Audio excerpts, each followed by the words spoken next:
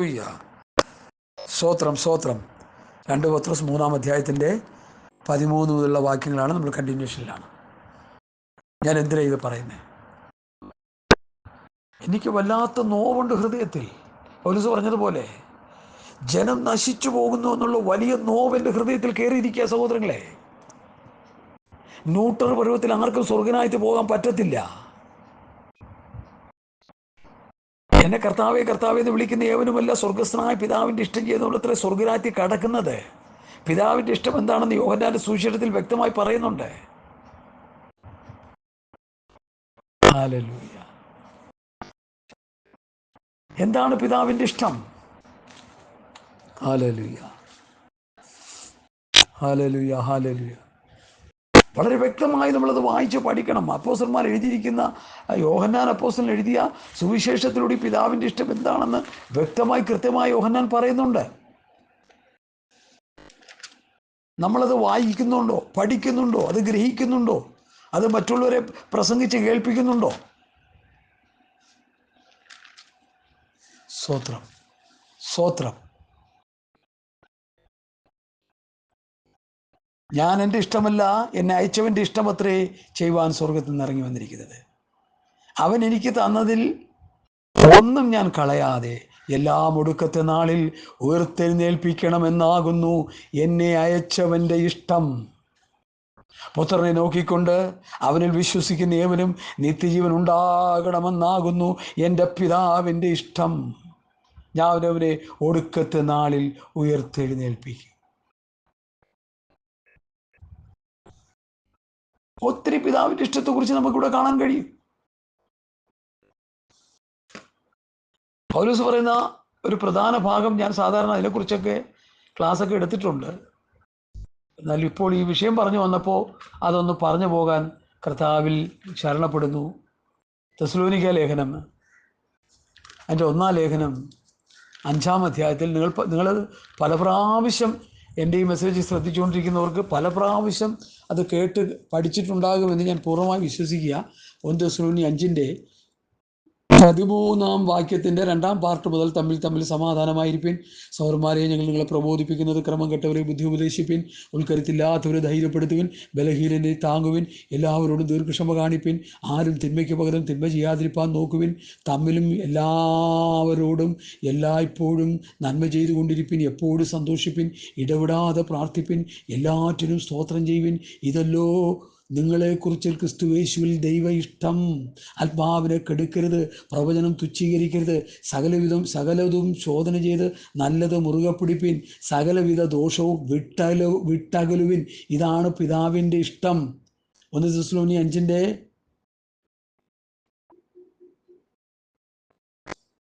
13-ന്റെ 2-ാം ഭാഗം തൊട്ട് 24 വരെയുള്ള വാക്യങ്ങൾ വായിച്ചു പിടിച്ചു. പിതാവിൻ്റെ ഇഷ്ടം ഇവിടെ കിടപ്പുണ്ട്. ക്രിസ്തുയേശുവിൽ ദൈവ ഇഷ്ടം. നിങ്ങൾ തിരിച്ച് ശിശുക്കളെ പോലെ ആയിത്തീരുന്നെങ്കിൽ സ്വർഗ്ഗരാജ്യത്തിൽ കടക്കയില്ല. ശിശുവിനെ പോലെ ആകാത്തുറ ശിശു ആകാനല്ല പറയുന്നത്. ശിശുവിൻ്റെ നിഷ്കളങ്കത, ശിശുവിൻ്റെ ആ നിർമ്മലമായ അവസ്ഥ, ഇപ്പോൾ ജനിച്ച ശിശുക്കളെ പോലെ ദൈവവചനമെന്ന മായമില്ലാത്ത പാൽ കുടിപ്പാൻ വാഞ്ചിക്കുന്ന അവസ്ഥ, ആ വാഞ്ചയുള്ള അവസ്ഥ, നിഷ്കളങ്കമായ അവസ്ഥ. പകയും ഈ കുഞ്ഞുങ്ങളുടെ ഹൃദയത്തിൽ പകയുണ്ടോ? എൻ്റെ കുഞ്ഞിനെ തന്നെ ചിലപ്പോൾ എന്തെങ്കിലും വരുമ്പോൾ ചെറിയൊരു അടി കൊടുക്കും, അപ്പോൾ കിടന്ന് ഭയങ്കര കരയും, എന്തെങ്കിലുമൊക്കെ വിളിച്ചു പറയും, എന്നെ എന്തെങ്കിലുമൊക്കെ പറയും. ഒരു 2 മിനിറ്റ് കഴിയുമ്പോൾ പിന്നെ അടുത്ത് വരും, പാപ്പ പാപ്പ എന്ന് പറഞ്ഞു. എന്താ കാര്യം? പകയില്ല, വിദ്വേഷമില്ല. രക്ഷിക്കപ്പെട്ട് സ്നാനപ്പെട്ട് ഒരുമിച്ചൊരു കൂട്ടായ്മ ആചരിച്ചിട്ട് ഇന്നും നിസ്സാര കാര്യങ്ങൾക്ക് വേണ്ടി പിണങ്ങിയിരിക്കുന്ന എത്ര പേരുണ്ട്? ഇന്ന് കേൾക്കുന്നുണ്ട്. വർഷങ്ങളായി മിണ്ടാതിരിക്കുന്ന എത്ര പേരുണ്ട്? ഞാൻ ചിലരോടൊക്കെ ചോദിക്കുമ്പോൾ എന്താ നിങ്ങൾ തമ്മിലുള്ള ഇടപാടൊന്നുമില്ലേ? പുള്ളി എന്നെ വിളിക്കുന്നില്ലെന്നേ ഉള്ളൂ, എനിക്ക് പുള്ളിയോടൊന്നുമില്ല. ഉടനെ ഞാൻ മറ്റേ പുള്ളിയെ വിളിക്കും, എന്താ നിങ്ങൾ തമ്മിൽ എന്താ പ്രശ്നം? എനിക്ക് പ്രശ്നങ്ങളൊന്നുമില്ല, പുള്ളി എന്നെ വിളിക്കാറില്ല. അങ്ങോട്ടും ഇങ്ങോട്ടും മസിൽ പിടിച്ചുകൊണ്ടിരിക്കുക. കർത്താവ് വരുമ്പോൾ തൊഴിഞ്ഞു പോവും. ഞാൻ പറഞ്ഞില്ലെന്ന് വേണ്ട, പിന്നെ എന്നെ പറഞ്ഞേക്കരുത്. എന്താ പാർഷ അങ്ങനെ തറപ്പിച്ച് പറയാനുള്ള കാരണം? കാരണം യോഹന്നാൻ അപ്പോസ്തലൻ എന്നെ പഠിപ്പിച്ചേ സഹോദരനെ പഴിക്കുന്നതും കൊലപാതകനെന്ന്. കൊലപാതകന് സ്വർഗരാജ്യമുണ്ടോ? ഒറ്റ മറുപടി, ഇനി കൂടുതലൊന്നും അതിനെക്കുറിച്ച് പറയണ്ട. ജഡത്തിൻ്റെ പ്രവൃത്തികൾ ചെയ്തുകൊണ്ടിരിക്കുന്നവർക്ക് സ്വർഗരാജ്യമില്ല. സിനിമ, നാടകം, സീരിയൽ കാണുന്നത് ജഡത്തിൻ്റെ പ്രവൃത്തി, ഇരുട്ടിൻ്റെ പ്രവൃത്തി, ജാതികളുടെ നടപ്പ് വ്യക്തമായി ഞാൻ പറഞ്ഞു കഴിഞ്ഞു പല പല പല മെസ്സേജുകളിൽ.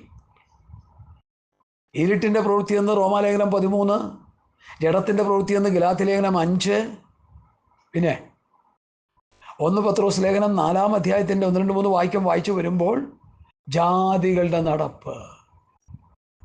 ഗലാത്യരിൽ ഈ വക പ്രവർത്തിക്കുന്നവർ ദൈവരാജ്യം അവകാശമാക്കയില്ല. പെന്തക്കോസുകാരെ, സിനിമയും നാടകവും സീരിയലും കണ്ടുകൊണ്ടിരിക്കുന്ന ഗുണം പിടിക്കാത്തവരെ, നിങ്ങൾ ദൈവരാജ്യം അവകാശമാക്കയില്ല ഈ പ്രവൃത്തികൾ നിങ്ങൾ ചെയ്താൽ. പാസ്റ്റർ എന്താ ഇത്ര ധൈര്യം പറയാൻ? കർത്താവ് തന്നുകൊണ്ടങ്ങ് പറയുക. നീ ആരെ പേടിക്കണ്ടേ? ഈ ദൈവവചനത്തെ പേടിച്ചാൽ പോരെ? കർത്താവിനെ പേടിച്ചാൽ പോരെ? മൂക്കിൽ ജീവശ്വാസമുള്ള മനുഷ്യനെ വിട്ടുപിടിയാനല്ലേ വചനം പറഞ്ഞേക്കുന്ന വചനം. നാളെ ഒരാൾ പറയാം നിങ്ങളെ തല്ലി കൊന്നോട്ടെ. കൊല്ലുന്നവരെ പറയാമല്ലോ, ചാകുന്നവരെ പറയാമല്ലോ. ഞാൻ അഹങ്കാരത്തിൻ്റെ വാക്കുകൾ പറയുകയാണെന്ന് നിങ്ങൾ ചിന്തിക്കരുത്. എല്ലാവരും പറയുന്ന പോലെയല്ല എൻ്റെ പറച്ചിൽ, വ്യത്യസ്തമായിട്ട് തന്നെ പറയാനാ ദൈവം എന്നോട് പറയുന്നത്. അതുകൊണ്ടാണ് ഞാൻ പറഞ്ഞുകൊണ്ടിരിക്കുന്നത്. ജോലിയും കൂലിയും ഇല്ലാത്തവനല്ല, ജോലി ഉണ്ടായിരുന്നു, ജോലി വലിച്ചെറിഞ്ഞ് കളഞ്ഞ് സുവിശേഷ വേലയ്ക്ക് വേണ്ടി 10-20 വർഷം മുമ്പ് ഇറങ്ങിത്തിരിച്ച ആളാണ്. 23 വർഷമായി ജോലി വിട്ടിട്ട്. എൻ്റെ കൂട്ടു സഹോദരന്മാർക്കറിയാം, മാന്യമായും യോഗ്യമായൊരു ജോലി, കൈ നിറയെ പണം. ഇന്നവിടെ നിന്നിട്ടുണ്ടെങ്കിൽ കോടികൾ കയ്യിൽ വന്നതന്നെ, ഞാൻ നരകത്തിലും പോയെന്നെ. കാരണം ധനവാൻ സ്വർഗ്ഗത്തിൽ കിടക്കുന്ന ഒട്ടക സൂര്യ കൂടി കിടക്കുന്ന പോലെയാന്നേ. പ്രയാസമാണ്, പക്ഷെ പോകാൻ പറ്റും. 10 ചക്രം കയ്യിലുണ്ടെങ്കിൽ എങ്ങനെ മനുഷ്യനോട് സഹിക്കാനും പൊറുക്കാനും ക്ഷമിക്കാനും കഴിയുക? അഹങ്കാരം ഉണ്ടാവും മനസ്സിനെ. ഹല്ലേലൂയ, സ്തോത്രം സ്തോത്രം. എന്നെ കേൾക്കുന്ന ആ പ്രിയപ്പെട്ടവരെ, ഞാൻ വചനത്തിലേക്ക് മടങ്ങി വരിക. ഇവിടെ കർത്താവ് പറഞ്ഞത്, എന്നാൽ നാം അവൻ്റെ നീതി വസിക്കുന്ന പുതിയ ആകാശം പുതിയ ഭൂമിക്കായിട്ട് കാത്തിരിക്കുന്നു. പുതിയ ആകാശം പുതിയ ഭൂമി. ഈ ആകാശം ചുട്ടഴിയുവാനുള്ളതായി മാറി. ഹല്ലേലൂയ. എടുക്കാൻ വശിയാപ്രവനം, ഇതെപ്പോഴും പറയുന്ന വേദഭാഗങ്ങൾ തന്നെയാണ്. നിങ്ങൾക്കറിയാവുന്ന കാര്യങ്ങൾ ഒന്നുകൂടി തൊട്ടുണർത്തുക ചെയ്യുന്നത്. ഭൂമി ദുഃഖിച്ചു വാടിപ്പോകുന്നു, ഭൂതലം ക്ഷയിച്ചു പോകുന്നു, ഭൂമിയിലെ ഉന്നതന്മാർ ക്ഷീണിച്ചു പോകുന്നു, ഭൂമി അതിലെ നിവാസികളാൽ മലിനമായി. അവർ പ്രമാണങ്ങളെ ലംഘിച്ച് ചട്ടത്തെ മറിച്ച് നിത്യനിയമത്തിന് ഭംഗം വരുത്തിയിരിക്കുന്നു. അതുകൊണ്ട് ഭൂമി ശാപഗ്രസ്തമായി അതിൽ പാർക്കുന്നവർ ശിക്ഷ അനുഭവിക്കുന്നു. യെശയ്യാ 24:17 മുതൽ, ഭൂവാസിയെ പേടിയും കുഴിയും കണിയും നിനക്ക് നേരിട്ടിരിക്കുന്നു. പേടി കൊണ്ട് ഓടിപ്പോകുന്നവൻ കുഴിയിൽ വീഴും, കുഴിയിൽ നിന്ന് കയറുന്നവൻ കണിയിലകപ്പെടും. ഉയരത്തിലെ കിളിവാതിലുകൾ തുറന്നിരിക്കുന്നു, ഭൂമിയുടെ അടിസ്ഥാനങ്ങൾ കുലുങ്ങുന്നു, ഭൂമി പൊടുപുടെ പൊട്ടുന്നു, ഭൂമി കിറുകിറ കീറുന്നു, ഭൂമി മത്തനെ പോലെ ചാഞ്ചാടുന്നു, കാവൽ മാടം പോലെ ആടുന്നു. എർത്ത് ക്യൂക്കിനെ കുറിച്ച് അത് പറയുന്നത്. അതിൻ്റെ അകൃത്യം അതിന്മേൽ ഭാരമായിരിക്കുന്നു. പ്ലേറ്റൊക്കെ അങ്ങോട്ടും ഇങ്ങോട്ടും മാറിപ്പോയെന്ന് ശാസ്ത്രജ്ഞന്മാർ പറഞ്ഞാലും നീയൊക്കെ ചെയ്യുന്ന പാപമാണ് പ്ലേറ്റ് മാറാൻ കാരണം. ഞാൻ ലോകമനുഷ്യനോടാണ് കേട്ടോ പറയുന്നത്. ലോകത്തിലെ മനുഷ്യൻ ചെയ്തു കൂട്ടുന്ന പാപത്തിൻ്റെ പരിണിത ഫലമാണ് ഭൂമിയുടെ അടിയിലുള്ള പ്ലേറ്റുകൾ അങ്ങോട്ടും ഇങ്ങോട്ടും ചലിക്കുന്നത്. അത് മുഖാന്തരമാണല്ലോ എർത്ത് ഉണ്ടാകുന്നതെന്ന് ശാസ്ത്രം കണ്ടുപിടിച്ചത്. സത്യവേദ പുസ്തകം പറയുന്നു, മനുഷ്യൻ്റെ പാപം ഭൂമിക്ക് താങ്ങാൻ കഴിയുന്നില്ല. ഈ ഭൂമിയെ ദൈവം നശിപ്പിക്കാൻ പോകുകയാണ്. പത്രോസിൻ്റെ ഭാഷ നമ്മൾ നേരത്തെ കേട്ടല്ലോ. എന്താ ഭാഷയിൽ നമ്മൾ പറഞ്ഞത്? ഹല്ലേലൂയ, സ്തോത്രം. ആകാശവും വെള്ളത്തിൽ നിന്ന് വെള്ളത്താലും ഉളവായ ഭൂമി പണ്ട് ദൈവത്തിൻ്റെ വചനത്താൽ ഉണ്ടായി എന്നും. അപ്പോൾ ദൈവവചനത്താലാണ് ഈ ഭൂമി ഉണ്ടായത്, ദൈവം സൃഷ്ടിച്ചതാണ്. പാപമലീനസമായിരിക്കുന്നു. ഉൽപ്പത്തി പുസ്തകം 6-ാം അധ്യായത്തിൽ ഞാൻ പറഞ്ഞ കാര്യം ഒന്നുകൂടി ഓർമ്മപ്പെടുത്തുന്നു. മനുഷ്യൻ വഷളായപ്പോൾ അതേ പേജിൽ മെഥൂശലേക്ക് 969 വയസ്സുണ്ടായിരുന്ന മെഥൂശലേക്ക് എത്രയായി മാറി? ആ തലമുറയിൽ തന്നെ ദൈവം എത്രയോ വയസ്സാണ് ഒരൊറ്റ ദിവസം കൊണ്ട് കുറച്ച് കളഞ്ഞത്. ഞാനത് ചിന്തിക്കുമ്പോൾ എനിക്ക് ഉള്ളിൽ ഭയങ്കര ഭീതി വരിക. എന്താണെന്ന് എനിക്കറിയില്ല. ദൈവത്തിൻ്റെ പ്രവൃത്തി കണ്ടിട്ട് ഭീതിപ്പെടുക അല്ല, വേറൊന്നുമല്ല. മനുഷ്യൻ വഷളായപ്പോൾ 969 എന്നുള്ള ആയുസ് 120 കുറച്ചു കളഞ്ഞു ദൈവം. ദൈവമക്കളെ, നിങ്ങൾക്കിത് ഏതും ഇല്ലയോ? എത്ര 100-800 വർഷം ആയുസ്സിനെ ദൈവം കട്ട് ചെയ്ത് മാറ്റിയില്ലേ? കൃത്യമായിട്ട് 7 മണിക്ക് ജോലിക്ക് വരണം. 7:30, 7:10 വരുമ്പോൾ സൗദി അറേബ്യയിലൊക്കെ കാർഡ് പഞ്ച് ചെയ്ത് കാർഡ് നോക്കിയിട്ട് ശമ്പളം കട്ടി. മണിക്കൂറുകൾ ലേറ്റായിട്ട് വന്ന് അതിനനുസരിച്ച് ശമ്പളം കട്ടാവും. എത്ര മണിക്കൂർ ലേറ്റാവുന്നു അതിനനുസരിച്ച് സാലറി കട്ടായിക്കൊണ്ടിരിക്കും. എന്ന് പറഞ്ഞതുപോലെ പാപം ചെയ്തപ്പോൾ എന്ത് പറ്റി? ആയുസിനെ കട്ട് ചെയ്ത് കളഞ്ഞു കർത്താവ്. ആരെങ്കിലും ഉണ്ടോ ചോദിക്കാൻ, എന്തിനാ കർത്താവ് ഇത് ചെയ്തെന്ന്? ഞാൻ പ്രവൃത്തിക്ക് മാറി തടുക്കും. നമ്മൾ ഇതൊക്കെ ഒന്ന് മനസ്സിലാക്കണേ. കനാൻ ദേശത്തിലേക്ക് പ്രവേശിക്കാതെ മോശയെ വഴിവെച്ച് തടഞ്ഞതും ആയുസ് കട്ട് ചെയ്ത് കളഞ്ഞതും അഹ്റോന്റെ പുത്രന്മാരെ യോഗ്യമല്ലാത്ത നിലയിൽ ദൈവത്തോട് അടുത്തപ്പോൾ അവരെ അഗ്നിക്കിരയാക്കി കളഞ്ഞതും പപ്പായോട് പറഞ്ഞ് കൂടുതൽ അടുത്തൊന്നും വരരുതെന്ന് പറഞ്ഞതും ഇതൊക്കെ നമ്മൾ ഇടയ്ക്കിടയ്ക്കൊന്ന് ധ്യാനിക്കണേ.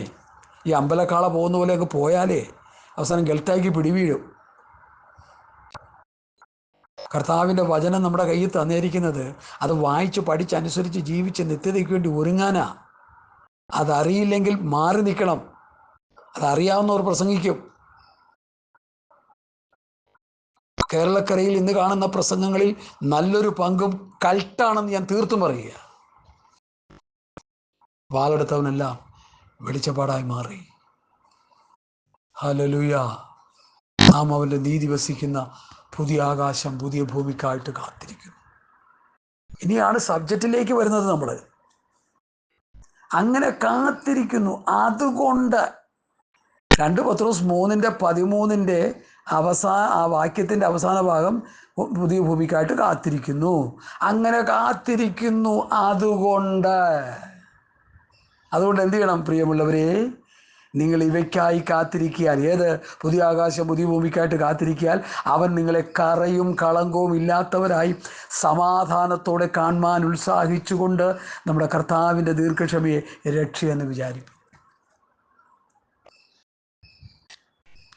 ഹല്ലേലൂയ. കഴിഞ്ഞ ദിവസം പത്രത്തിൽ വന്നൊരു വാർത്ത കണ്ട് ഞാൻ ഒത്തിരി വേദനിച്ചു. ഒരു സ്ത്രീ പറഞ്ഞു, എൻ്റെ 2 പശുവിനെയും എൻ്റെ അയൽവാസി കോടാലിക്ക് വെട്ടിക്കൊന്നു കളഞ്ഞു. ഓ എൻ്റെ ദൈവമേ! ഞാനത് കേട്ടപ്പോൾ എൻ്റെ നെഞ്ച് പിളർന്നത് പോലെ പത്രം എടുത്ത് വായിച്ചു, ഓടിച്ചെന്ന് വായിച്ചു.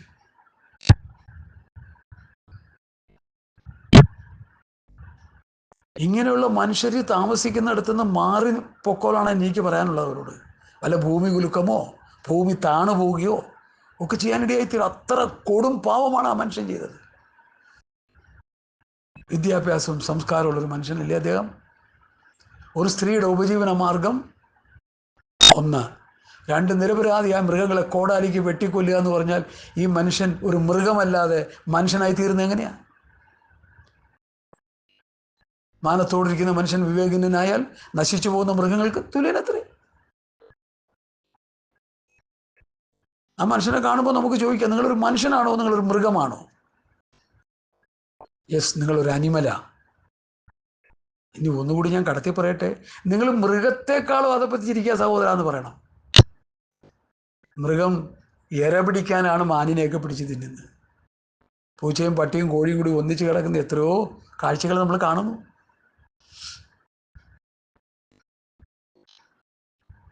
പൂച്ചയുടെ ദേഹത്ത് മുട്ടി കോഴിക്കുഞ്ഞുങ്ങൾ കിടന്നുറങ്ങുന്നു. പട്ടിയുടെ ആ മടിയിൽ കിടന്ന് കോഴിക്കുഞ്ഞുങ്ങൾ കിടന്നുറങ്ങുന്നു. അതിൻ്റെ ചൂടേറ്റ് കിടക്കുന്നു. അത് കടിക്കുന്നില്ല, കീറുന്നില്ല. ഇവിടെ മനുഷ്യനെ പച്ചയ്ക്ക് കടിച്ച് കീറുക. നമ്മുടെ കേരളക്കര അതിന് സാക്ഷ്യം വഹിച്ചു കഴിഞ്ഞു. കൊന്ന് തിന്ന ചരിത്രം കേരളക്കരയ്ക്ക് ഉണ്ടല്ലോ. സാക്ഷരത കേരളമെന്ന് വീമ്പടിക്കുന്ന ബുദ്ധിരാക്ഷസന്മാർ ഒന്ന് ചിന്തിച്ചോ. ഇത് സാക്ഷരത കേരളമല്ല, ഇത് രാക്ഷസ കേരളമാണ്. രാക്ഷസന്മാരെ കൊണ്ട് നിറഞ്ഞിരിക്കുക. ചോര കൊതിക്കുന്നവരെ, ചോരയ്ക്ക് വേണ്ടി ദാഹിക്കുന്ന വർഗീയവാദികൾ. ഓ, വലിയ വേദനയുണ്ട്. ഞാൻ പ്രാർത്ഥിച്ചുകൊണ്ടിരിക്കുക അവർക്ക്. ദൈവമേ, അവർക്കൊരു ബുദ്ധി കൊടുക്കണമേ, നല്ല ബുദ്ധി കൊടുക്കണമേ എന്ന് പ്രാർത്ഥിച്ചുകൊണ്ടിരിക്കുക. Hallelujah, hallelujah, hallelujah. ഒരു പുതിയ ആകാശം, പുതിയ ഭൂമിക്കായിട്ട് കാത്തിരിക്കുന്നു നമ്മൾ. അങ്ങനെ കാത്തിരിക്കുന്നവർ എന്ത് ചെയ്യണം? നിനക്ക് തന്ന രക്ഷാവസ്ത്രം, നിനക്ക് തന്ന നീതിൻ വസ്ത്രം, അതിൽ കറയും കളങ്കവും പെടാൻ പാടില്ല. നീ കളങ്കമുള്ള ഒരു വ്യക്തിയായി പോകാൻ പാടില്ല. നിന്നിൽ കറയുണ്ടാകാൻ പാടില്ല. ഹല്ലേലൂയ. യെശയ്യാപ്രവചനം അതിൻ്റെ ഹല്ലേലൂയ, സ്തോത്രം, സ്തോത്രം.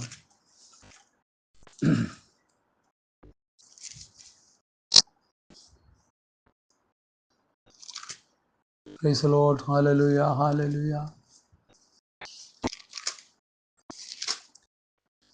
രക്ഷാവസ്ത്രം, നീതിയിൽ വസ്ത്രം എന്നൊരു സബ്ജക്റ്റ് യെശയ്യാവിൽ നിന്ന് നമുക്ക് പഠിച്ചെടുക്കാൻ കഴിയും. 61-ാം അധ്യായം.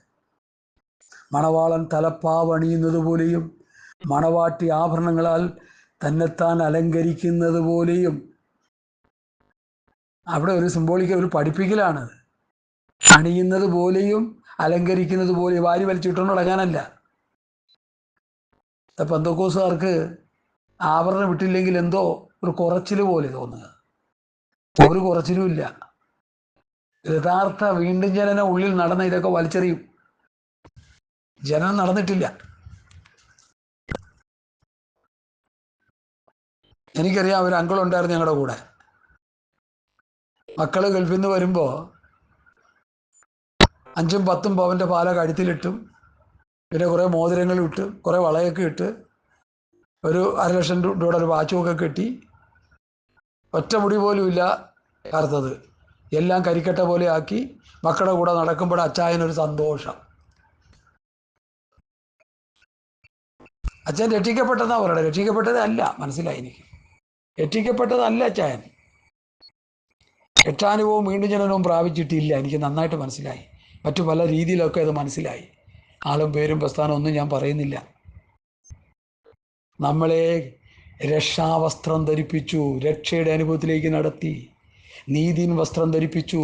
ദൈവത്തിൻ്റെ നീതി നിനക്ക് തന്നു. എങ്ങനെ കിട്ടിയ നീതി? ദൈവപുത്രനായ യേശുക്രിസ്തു എൻ്റെ പാപത്തിന് വേണ്ടി മരിച്ചു എന്ന് നീ ഹൃദയം കൊണ്ട് വിശ്വസിച്ചപ്പോൾ രക്ഷയുടെ വസ്ത്രം നിന്റെ മേൽ വീണു. കർത്താവായ യേശുക്രിസ്തുവിനെ രക്ഷിതാവായി സ്വീകരിച്ചപ്പോൾ എൻ്റെ ഹൃദയത്തിൽ കർത്താവും രക്ഷിതാവുമായി എന്നെ കർത്തൃത്വം നടത്താനായിട്ട് ഞാൻ കർത്താവിനെ എൻ്റെ ഹൃദയത്തിലേക്ക് സ്വീകരിക്കുന്നു. ഇന്നു മുതൽ കർത്താവാണ് എന്നെ കർത്തൃത്വം നടത്തുന്നത് എന്ന് പറഞ്ഞ് കർത്താവിനെ ഏറ്റെടുക്കുമ്പോൾ ആ രക്ഷാവസ്ത്രം വന്നു. ദൈവം നിന്നെ നീതീകരിച്ച നീതിയുടെ വസ്ത്രവും നിനക്ക് കിട്ടി. അതിൽ കറ പുരളാൻ പാടില്ല. അതാ ഇവിടെ പത്രോസ് പഠിപ്പിക്കുന്നത്. രക്ഷയുടെ വസ്ത്രം, നീതിയുടെ വസ്ത്രം. യെശയ്യാവ് 61-ന്റെ ഹല്ലേലൂയ 10-ാമത്തെ വാക്യം. ചിത്രത്തയ്യലുള്ള വസ്ത്രം ധരിപ്പിച്ച്. ഒത്തിരി പഠനങ്ങൾ അതുമായിട്ട് ബന്ധിപ്പിച്ചു. നീതി എന്ന കവചം, രക്ഷാവസ്ത്രവും, തലക്കോരിക, ഇതൊക്കെ ആത്മീയ അർത്ഥങ്ങളെ കാണിക്കുകയാണ്. ദൈവമക്കളെ, ആ രക്ഷാവസ്ത്രത്തിൽ ആ നിമിത വിഷയം. ഹല്ലേലൂയ, സ്തോത്രം, സ്തോത്രം, സ്തോത്രം. ദൈവം തന്ന രക്ഷാവസ്ത്രം, ദൈവം തന്ന നീതിൻ വസ്ത്രത്തിൽ കറ പുരളാൻ പാടില്ല. കറ പുരണ്ടാൽ എന്തോരും പാസ്റ്ററെ? കറ പുരണ്ടാൽ നമ്മളെ രക്ഷയെ ബാധിക്കും, നമ്മളെ ഉയർപ്പിനെ ബാധിക്കും. ഇതൊന്നും വേണ്ട രീതിയിൽ ആരും ഒന്നും പഠിപ്പിക്കാറില്ല, ഗ്രഹിപ്പിക്കാറില്ല. ഞാനത് മനസ്സിലാക്കിക്കൊണ്ടാണ് ഞാൻ ഇത് തറപ്പിച്ച് പറയുന്നത്. ദൈവം നിന്നെ രക്ഷിച്ച രക്ഷാവസ്ത്രത്തിൽ, ആ രക്ഷാനുഭവത്തിന് ദൈവം നിന്നെ നീതീകരിച്ച നീതീകരണത്തിന് കോട്ടം സംഭവിക്കാൻ പാടില്ല, കര പുരളാൻ പാടില്ല, അഴുക്ക് പുരളാൻ പാടില്ല. ഒരു കല്യാണത്തിന് പോവുക, നല്ല ശുഭ്രവസ്ത്രധാരിയായി വെള്ള വസ്ത്രവും ധരിച്ച് നമ്മൾ ഇറങ്ങുന്ന സമയത്ത് ഒരു കാക്ക കാഷ്ടിച്ചെന്നിരിക്കട്ടെ, ആ വസ്ത്രം ഇട്ടുകൊണ്ട് നമ്മൾ പോവോ? അപ്പോൾ തന്നെ തിരിച്ച് വീട്ടിൽ വന്ന്, അല്ലെങ്കിൽ വീട്ടിൽ വരാൻ പറ്റാത്ത സാഹചര്യമാണെങ്കിൽ ഏതും കടയിൽ കയറി വെള്ള വസ്ത്രം ഷർട്ട് മേടിച്ച് ഇതങ്ങോട്ടോ ചുരുട്ടി കൂട്ടി ഒരു കിറ്റിലാക്കി ഇടുകയോ അല്ലെങ്കിൽ വലിച്ചെറിഞ്ഞ് കളയോ എന്തെങ്കിലും ചെയ്യും അല്ലേ? എന്നിട്ട് പുതിയ വസ്ത്രം ധരിച്ചേ പോകത്തുള്ളൂ. ആ ബനിയനിൽ കറ പറ്റിയെങ്കിൽ ആ ബനിയൻ വരെ മാറ്റും. കാരണം അതിലൂടെ പോകാൻ നമുക്ക് പറ്റത്തില്ല. രക്ഷിക്കപ്പെട്ട് സ്നാനപ്പെട്ട് പരിശുദ്ധാംശം പ്രാപിച്ചിട്ട് നീതീകരണം പ്രാപിച്ചവൻ, രക്ഷയുടെ വസ്ത്രം ധരിച്ചവൻ, നീതിയുടെ വസ്ത്രം ധരിച്ചവൻ രക്ഷ നഷ്ടപ്പെടുത്തി, നീതീകരണം നഷ്ടപ്പെടുത്തി, പാപം ചെയ്ത് ഇല്ലാത്ത ഏടാകൂടത്തിലൊക്കെ ചെന്ന് ചാടിയിട്ട് കാകളും നനയ്ക്കുമ്പോൾ പോകണമെന്ന് പറഞ്ഞാൽ നടക്കില്ല. അപ്പം നിങ്ങളെന്നോട് പറയും, പാസ്റ്റർമാർ അങ്ങനെയല്ലല്ലോ, മരിച്ചു കഴിഞ്ഞാൽ അവരുടെ ശുശ്രൂഷ കേട്ട് കഴിഞ്ഞാൽ അവരിപ്പോൾ പ്രാർത്ഥിച്ച് സ്വർഗത്തിൽ വിടാതിരിക്കുക പലരും. ചിലർ പാട്ട് പാടി സ്വർഗത്തിൽ വിടുക, പ്രാർത്ഥിച്ചും പ്രസംഗിച്ചൊക്കെ സ്വർഗത്തിൽ കയറ്റുക. എനിക്ക് ഈ ചില പദങ്ങൾ കേൾക്കുമ്പോൾ ഭയങ്കര സങ്കടം. എനിക്ക് അച്ചായന് യാത്രയപ്പോൾ കൊടുക്കാൻ പോവാം. അച്ചായൻ ആരും യാത്രയപ്പോൾ കൊടുക്കണ്ട. ഒരു ഇക്കിട്ടത്തോടെ അച്ചായൻ ഈ ലോകത്തു നിന്ന് മാറ്റപ്പെട്ടപ്പോൾ അച്ചായൻ പോകേണ്ട അടുത്ത് പോയി. നിങ്ങൾ കൊണ്ട് കുടിച്ചിട്ടാൽ മതി. യാത്ര അടക്കാൻ നിങ്ങളെയൊന്നും ആരും ആക്കിയിട്ടില്ല, ഒരു പാസ്റ്ററിനെ ആക്കിയിട്ടില്ല. മരണത്തോട് അവൻ്റെ ആത്മാവ് യാതന സ്ഥലത്തേക്കോ വിശ്രാമ സ്ഥലത്തേക്കോ മാറ്റപ്പെടുന്നു. ദൈവത്തോർത്ത് ഈ സത്യം മനസ്സിലാക്കുക. അല്ല, ഇവർ പറയണ പോലെ മരിച്ച് ഒരാഴ്ച ഫ്രിഡ്ജെ കൊണ്ട് വെച്ച് മീൻ വെച്ചേക്കണ പോലെ വെച്ചിട്ട് അവിടെ നിർത്തോണ്ട് ഐസെല്ലാം തുടച്ചൊരു പെർഫ്യൂമൊക്കെ അടിച്ച് കൊണ്ടുവന്ന് വെച്ചിട്ട് പാട്ടും പാടി ഇനി ഞങ്ങളാണ് അച്ചായനെ യാത്ര അയക്കണം, ഒരു ചുക്കുമില്ല. അങ്ങനെ ഒരു പരിപാടി ഇല്ല പുസ്തകത്തിലെ. എല്ലായിടത്തും അതെ. ഇന്നലെ ആ കൊച്ചു പയ്യനെ കുറിച്ചും പറഞ്ഞു, ഞാൻ രാജാവിനെ പോലെ യാത്ര അയക്കുക, അതവിടെ പ്രൗഢിയെ കാണിക്കുക. കൊച്ചു കുഞ്ഞുങ്ങളല്ലേ, പിന്നെ പൊട്ടത്തരം വിളിച്ച് പറഞ്ഞ് അവിടെ ഈ പണ്ടാരണം പറഞ്ഞ പോലെ വേദോസം വായിക്കുന്നതിനും പ്രാർത്ഥിക്കുന്നതിനൊന്നും അവിടെ ഇല്ല, വളരെ കുറവാണ്. ഇങ്ങനെയുള്ളവരൊക്കെ വളരെ കുറവാണ്. ഞാനൊക്കെ അവിടെ പോയ മൂലയെ മാറിയിരുന്ന് കരഞ്ഞുകൊണ്ടിരിക്കും. കാരണം ഈ പൊട്ടത്തരങ്ങളും ഈ അവിവേകങ്ങളും പറയുന്ന കേട്ട് കരയാനല്ലാതെ പിന്നെ എന്തിനു പറ്റും? രാജാവിനെ പോലെ യാത്ര അയക്കുന്നു. ലൂക്കോസ് 16 ധനവാൻ മരിച്ചപ്പോൾ അങ്ങനെ ചെയ്തു കാണുമെന്ന് പല ഭാഷന്മാരും പ്രസംഗിക്കുന്നുണ്ട്. നഗരി വരെയും കാണിച്ചിട്ടുണ്ടാവും. ധനവാനല്ലേ. രാജാക്കന്മാർ മരിക്കുമ്പോൾ അവരുടെ ശവം കൊണ്ടുവന്ന് ഇങ്ങനെ റോമൻ രാജാക്കന്മാരും അതുപോലെ വലിയ വലിയ പ്രഭുക്കന്മാരും രാജാക്കന്മാരൊക്കെ മരിക്കുമ്പോൾ അവർ ഭരിച്ചിരുന്ന പട്ടണങ്ങൾ കൂടിയൊക്കെ ശവം വലിച്ചുകൊണ്ട് നടക്കും. അതിൻ്റെ യഥാർത്ഥ ചിന്ത അവർ പറയുന്നത്, രാജാവ് അവസാനമായിട്ടൊന്ന് കണ്ടോട്ടെ. രാജാവ് നരകത്തിൽ കിടന്ന് ഊളിയിടുക, പിന്നെ എന്നെ കാണാനാ? ഈ ശവം കണ്ടോട്ടെ. അതൊക്കെ മനുഷ്യൻ്റെ മിഥ്യാധാരണകളല്ലേ പ്രിയമുള്ളവരെ? അങ്ങനെയുള്ള ചിന്തകളല്ലേ നമ്മുടെ പിള്ളേരും വിളിച്ചു പറയുന്നത്? രാജാവിനെ പോലെ യാത്രയായി. ഞാൻ ആ വിഷയത്തിൽ നിന്ന് തെന്നി വരട്ടെ. രക്ഷാവസ്ത്രം, നീതിയിൻ വസ്ത്രം കറ പുരളാൻ പാടില്ല. അർത്ഥം, രക്ഷിക്കപ്പെട്ടവൻ, ദൈവത്തിൽ നിന്ന് നീതീകരണം പ്രാപിച്ചവൻ, രക്ഷാവസ്ത്രം പ്രാപിച്ചവൻ, രക്ഷയുടെ അനുഭവത്തിലേക്ക് വന്നവൻ, നീതീകരണത്തിലേക്ക് ദൈവത്താൽ നീതീകരണം ലഭിച്ചവൻ പാപം ചെയ്യാൻ പാടില്ല. അവസാനം പാപം ചെയ്തില്ലേ? ചെയ്യുന്നുണ്ട്. അതാത് സമയങ്ങളിൽ അതിന് ശുദ്ധീകരണ പ്രക്രിയയുണ്ട്. പഴയ നിയമത്തിലെ പുതിയ നിയമത്തിൽ പ്രക്രിയയുണ്ട്. നാം നമ്മിൽ പാപമില്ലെന്ന് പറഞ്ഞാൽ നാം നമ്മെ തന്നെ വഞ്ചിക്കുന്നു. നാം നമ്മുടെ പാപങ്ങളെ ഏറ്റുപറയുന്നെങ്കിൽ അത് നമ്മളെ പാപങ്ങളെ ക്ഷമിച്ച് ശുദ്ധീകരിപ്പാൻ തക്കോണം നീതിമാനും വിശ്വസ്തനും ആകുന്നു. ഇടയിൽ വേറൊരു വിഷയം കയറി വരിക എൻ്റെ ഹൃദയത്തിൽ. യോഹന്നാൻ്റെ ലേഖനം അവസാനം പഠിച്ചു വരുമ്പോൾ മരണത്തിനുള്ള പാപമുണ്ട്, മരണത്തിനല്ലാത്ത പാപം. മരണത്തിലുള്ള പാപം ചെയ്താൽ അവന് വേണ്ടി അപേക്ഷിക്കണമെന്ന് പറയുന്നുണ്ട് ഇവിടെ. ഇതൊക്കെ വലിയ വിഷയങ്ങളാണ്, ഞാൻ അങ്ങോട്ടൊന്നും പോകുന്നില്ല. മരണത്തിലുള്ള പാപം ചെയ്തിട്ട് അവന് വേണ്ടി കിടന്ന് അപേക്ഷിച്ചുകൊണ്ട് ഒരു ഗുണവും ഇല്ല. അവൻ അപേക്ഷിച്ചാൽ പോലും കിട്ടുമെന്ന് എനിക്ക് തോന്നുന്നില്ല. പരിശുദ്ധാത്മാവിനെതിരെ പാപം ചെയ്താൽ ആ പാപം ക്ഷമിക്കില്ല. ഞങ്ങളുടെ ഒരു കുഞ്ഞു സഹോദരൻ പറഞ്ഞു, ഞങ്ങൾ കാണിക്കുന്ന പരിശുദ്ധാത്മാവിൻ്റെ ശുശ്രൂഷയ്ക്കെതിരെ നിങ്ങൾ പാപം ചെയ്ത് നിങ്ങൾ നരകത്തിൽ പോകുന്നൊക്കെ പുള്ളി കിടന്ന് ഭയങ്കരമായിട്ട് പ്രസംഗിച്ചു, കാറി പ്രസംഗിച്ചു. അപ്പം ഞാൻ പറഞ്ഞ മറുപടി, പരിശുദ്ധാത്മാവിൽ ചെയ്യുന്ന ശുശ്രൂഷകൾ ഞങ്ങൾക്കറിയാൻ സഹോദര. നീ നിന്റെ ജഡത്തിൽ കിടന്ന് കാണിക്കുന്ന ഈ കളിയൊക്കെ അമ്മാമ്മയുടെ ബാഗിലിരിക്കുന്ന പാസ്പോർട്ട്, കാലി പാസ്പോർട്ട്, പാസ്പോർട്ടിൻ്റെ നമ്പർ, ആ പാസ്പോർട്ടിൽ വിസ അടിക്കാൻ പോകുന്നു, ആ പാസ്പോർട്ടിലുള്ള അമ്മാമ്മ ഇത്ര ദിവസത്തിനുള്ളിൽ പോകാൻ പോകും. അവർക്ക് നേരെ പറഞ്ഞെത്തുക കാര്യങ്ങളായിരിക്കാം. ഇതൊക്കെ പറയുമ്പോൾ പൊട്ടത്തരമൊന്നും അല്ലാണ്ട് വേറെ എന്താ പറയാനാ? ഇവിടെ പരിശുദ്ധാത്മാവ് വന്നു കഴിയുമ്പോൾ പ്രസംഗം വേറെയാ. ഈ ലോകത്തുള്ള കാര്യങ്ങളല്ല യോഹന്നാൻ പറയുന്നത്. അവർ ലൗകികന്മാരാകിയാൽ ലൗകികമായി സംസാരിക്കുന്നു. ലോകത്തിലെ കാര്യങ്ങൾ പറയുന്നത് ലോകത്തിൻ്റെ ആത്മാവാണ്, അത് പിശാചിൻ്റെ ആത്മാവാണ്. ദൈവത്തിൻ്റെ ആത്മാവുള്ളത് ദൈവിക കാര്യങ്ങളെയാണ് സംസാരിക്കുന്നത്.